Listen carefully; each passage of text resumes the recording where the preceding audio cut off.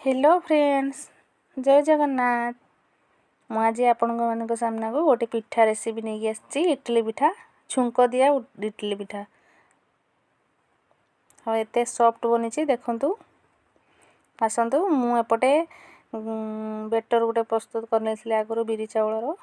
एवं मुझे गाजर, बीट और बीन्स नहीं ताको भल भाव में गोल देती। एथे मुझे सुगर फ्री यूज कर कहीं हजबैंड को डायबिटीज अच्छी, आप चाहिए चीनी ऐड करेंगे। एपटे मुझे गोटे कड़ाई बसई नहीं से फुटण, भुसुंगा पत्र और सुखिला लंका किसी ऐड करी।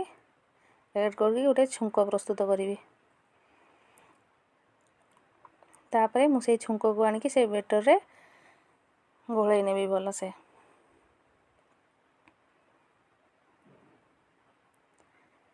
तापर मुझे पानी इडली छांचरे पानी बसई देती और ता फ्रेम रे सब तेल लगे रखी एवं मोर पानी गरम हो गलानी। आसतु आमे पिठा प्रस्तुत करिबा।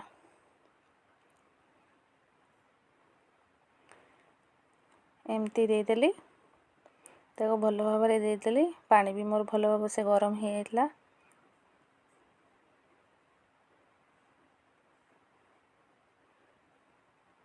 सब बेटर को देदेली।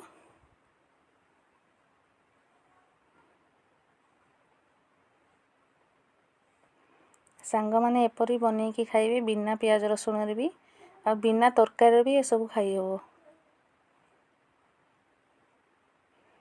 एते भल लगे, टेस्ट भी बहुत भल। आपण माने खाई निहाती मते एमती पिठा बनइबे आ करके घरे खाइबे।